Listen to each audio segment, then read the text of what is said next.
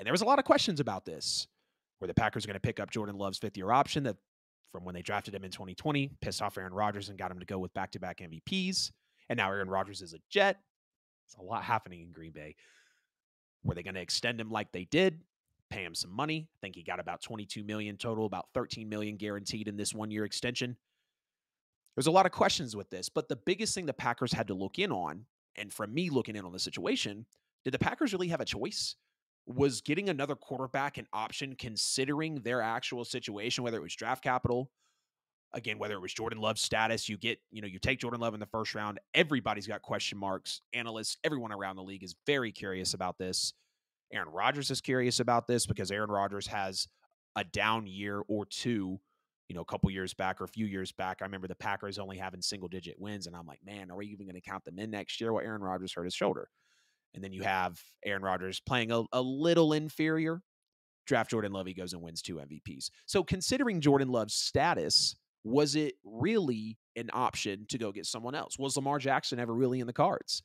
Was taking a quarterback at 13th overall, whether you wanted to pull the trigger on Will Levis or Hendon Hooker, was that really in the cards? Because all the great ones or the ones that were worthy enough in this draft, arguably with Anthony Richardson, were gone in the top 4 picks. So again, I don't think, and rather there was not another option for the Packers and their position with quarterback, because Jordan Love being taken in that first round again, some people and some teams are totally okay with just moving off picks. Oh, we drafted him, it didn't work, we moved off of him. Look at the Cardinals, Josh Rosen first overall next year, Kyler Murray first overall. They don't care, and they're going to have the number 1 overall pick here probably next year. They just picked 3rd this year, So people saying, oh, when you have someone as a draft player or you draft someone with the pick, you can move off of them whenever. And yeah, I've seen that. But I also believe that, yes, you get draft picks every year. And this is why we're talking about 5th-year options at the end of the show. Take some time to vet it out. Take some time to actually make sure that that draft pick can play for you before you just move off of it. And I believe that's the situation that the Packers are in here with Jordan Love.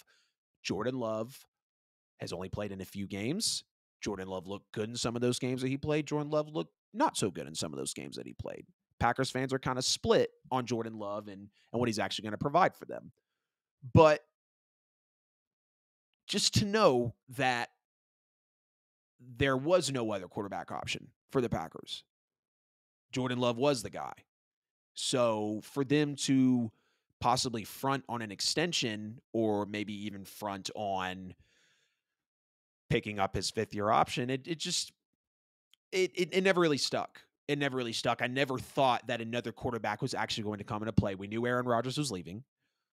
Nobody in the league was really shopping their quarterback like that, like we've seen over the past 2 seasons. Everyone's getting paid. Everyone's due for extensions. Everyone's due for 5th-year options. Like the league, this is one of the first times in a while in the NFL where I've looked and I'm like, almost all 32 teams have a quarterback, or they're not willing to take calls. There's some people like Colin Cowherd say, oh, only 5 or 6 teams in the league should not take calls on their quarterbacks. And he goes off to name some crazy list with some people that, yes, we know they're in the tops of the league, but then he'll throw in, occasional just names in there that shouldn't be. But anyways, this is one of the first times in the league where I'm like, wow, almost the whole league is stacked with quarterback. Not stacked with quarterback, but they have a quarterback that they're happy with. And maybe it's a bridge guy. Maybe it's a franchise guy. Maybe it's a guy that's going to get a 4-week probationary period, and then they might throw in the rookie.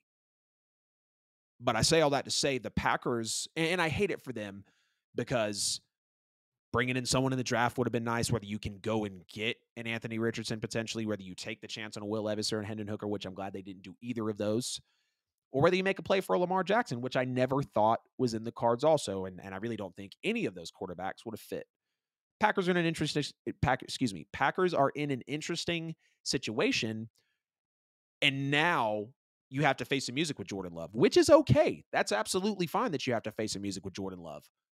But now he has a $22 million contract, and we kind of don't know who Jordan Love is. Like some people can say, oh, Jordan Love, I think he's going to be great. They'll go on these sideways things and say he could be a top 5 quarterback in the NFC. Well, after Jalen Hurts, who are we really looking at? Like the AFC is just so lopsided to the NFC. So it's a lot of things that can be thrown around for Jordan Love. And hey, I'm not hating on the kid.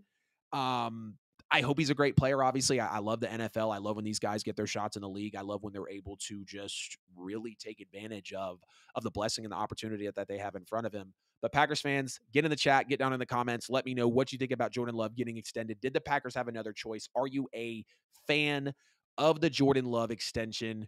Was getting another quarterback ever in the cards between draft capital, Jordan Love status with Aaron Rodgers there, and Aaron Rodgers even leaving?